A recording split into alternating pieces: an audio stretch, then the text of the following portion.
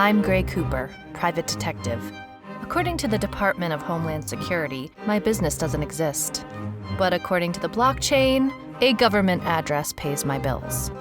The following are the recordings of my case log, for insurance purposes, you understand. See, I deal in the strange. The place where monsters and conspiracies dance. The kind of strange you're not quite sure is real or unreal. Officially, the following case did not happen. I told you nothing. Welcome to the Strange Chronicles.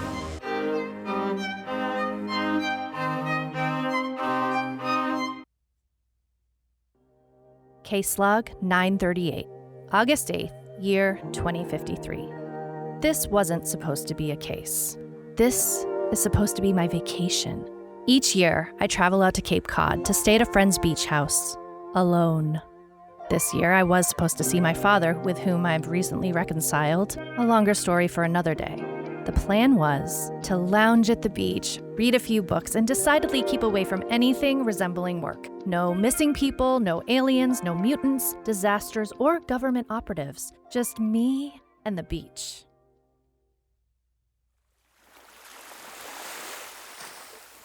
It was dusk as I pulled off the main road and down the small dirt path where my friend's cottage sits. I found it blocked. Ambulances and police tape stood in my way. I pulled over, and an officer came and knocked on my window.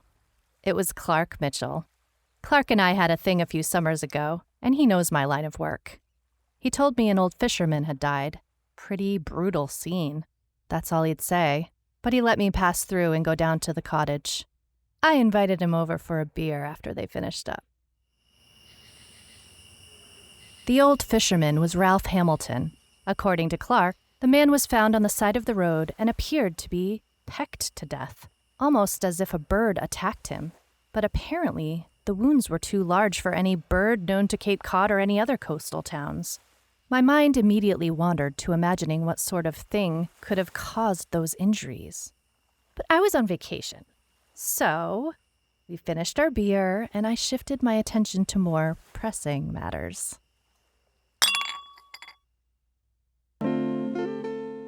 I woke up to Clark handing me a cup of coffee.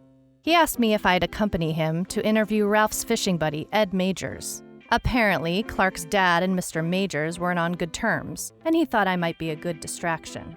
Besides, Clark said it would be fun. I'm on vacation, I told him. He said, perfect. Ed Majors lives on the beach. I could bring my book and stay after the interview. I'm the one in need of a diversion, but I agreed to play along with the small town drama.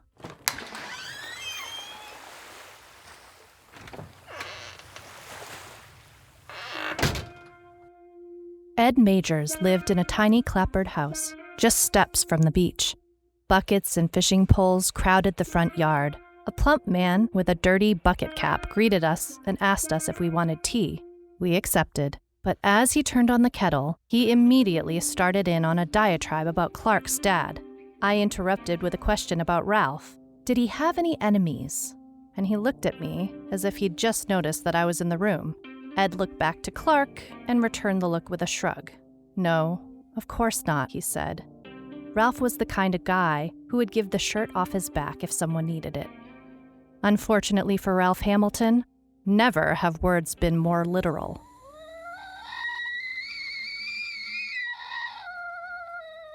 Ed went on to tell us that there were rumors of a giant gull in the area.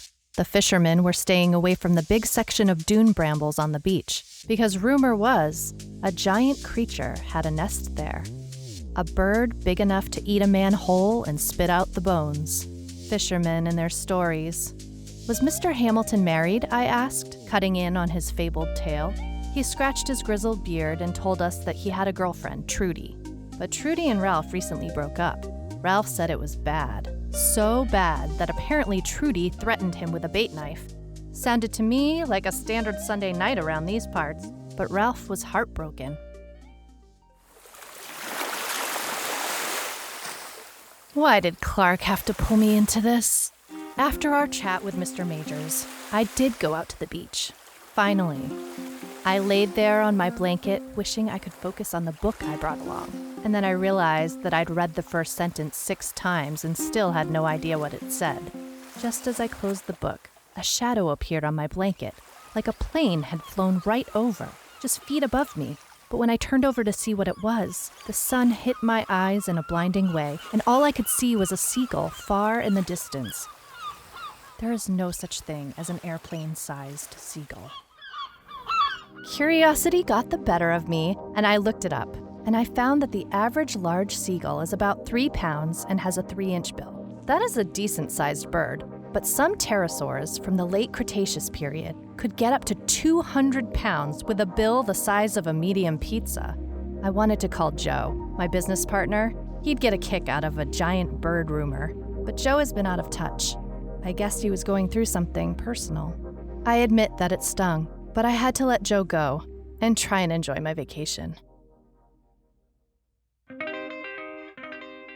The next morning, I decided to take a walk down near the dirt road I'd driven in on. I saw Clark speaking to a woman outside the house near where Ralph Hamilton was found. There were large white spots all over the ground near her house. I hoped she was a painter. Pulling my hat down low, I tried to speed walk past them, but then I heard my name, Gray Cooper. Clark introduced me to Trudy, Ralph Hamilton's girlfriend, ex-girlfriend actually. Apparently, she'd left him due to his penchant for gambling. He'd lost their rent money at the racetrack, and that was the last straw. Was that the reason for his death, too? And then Clark mentioned Ed Majors was no longer returning his calls.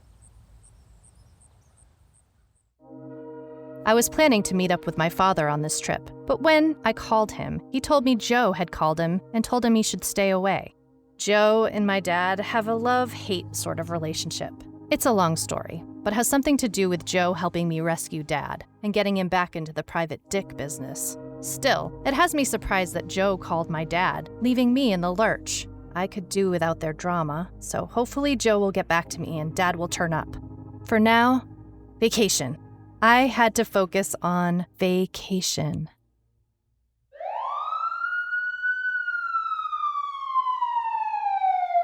But then Ed Majors turned up dead, torn up just like Ralph, and this time, there were breadcrumbs found at the scene. Now Clark had to deal with a group of local fishermen going out to hunt down the giant seagull they suspected had killed their comrades. I recalled that giant shadow from the beach. No, it couldn't have been a bird. Someone would have seen one that big. There would be a photo somewhere. I was supposed to meet Dad at our favorite ice cream parlor today, but he didn't show. I left him a message and tried not to worry about where he was. As I grabbed a scoop, my thoughts swirled around my dad, Zeke, Clark, this giant bird, Joe. The fisherman crew killed a giant bird. Not an airplane-sized bird, but a gull who weighed in at 8 pounds. He was huge, sure, but I still didn't buy it as the killer. It's not much bigger than a house cat, and I could see a flock of them. Attacking someone Hitchcock-style might do it.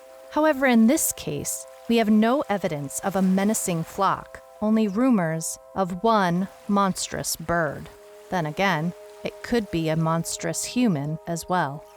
The harbor veterinarian was giving it an autopsy, according to Clark.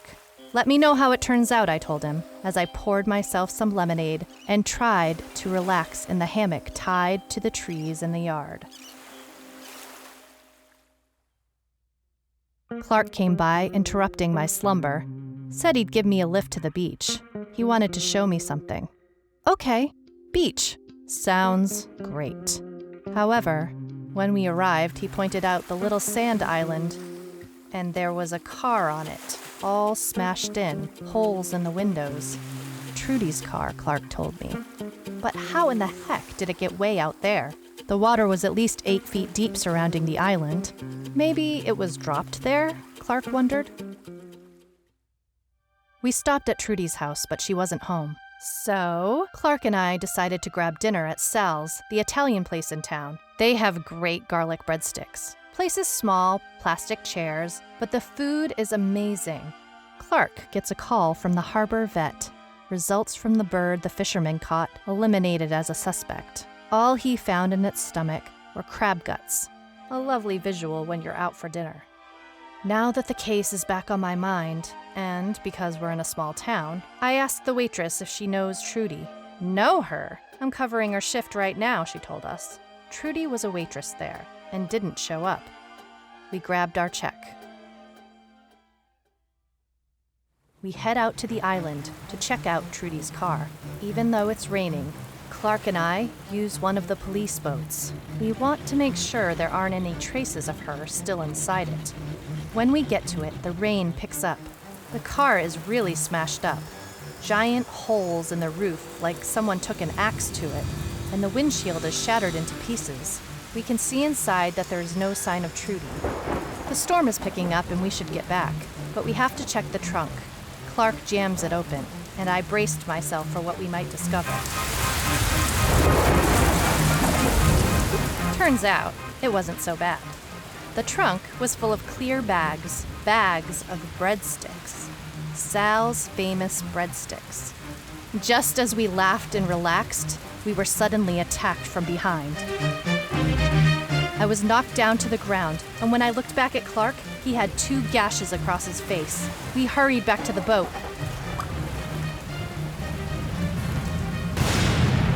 And in a flash of lightning, I saw the shadow of what could only be described as a giant with wings.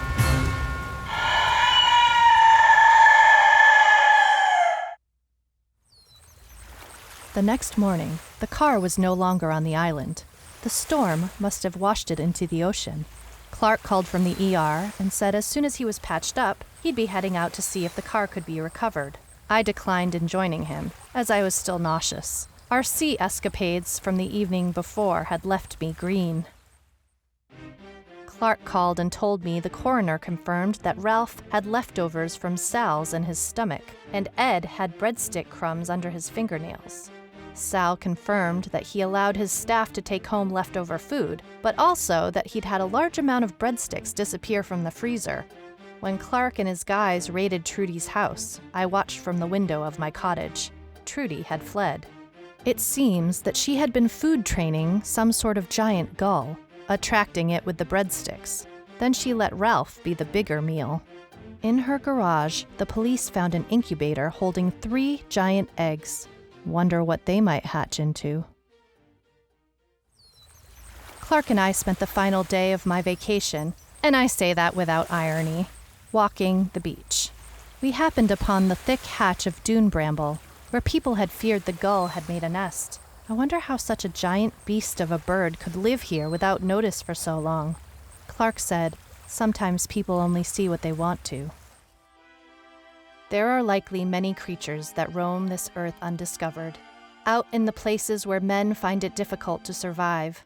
We have such great interest in the beasts never found. Nessie, Bigfoot, the Chupacabra, and many, many more. Perhaps they are best left unknown, these great monsters of the imagination. If we were to discover them, what would they tell us about ourselves? Stop.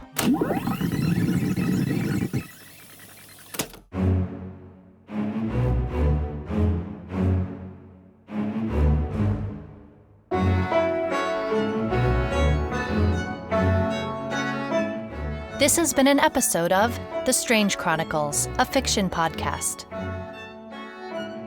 You can follow us on Instagram at The Strange Chronicles Podcast, or email us at info@thestrangechronicles.com. This has been a Kings of Content production. Thank you for listening.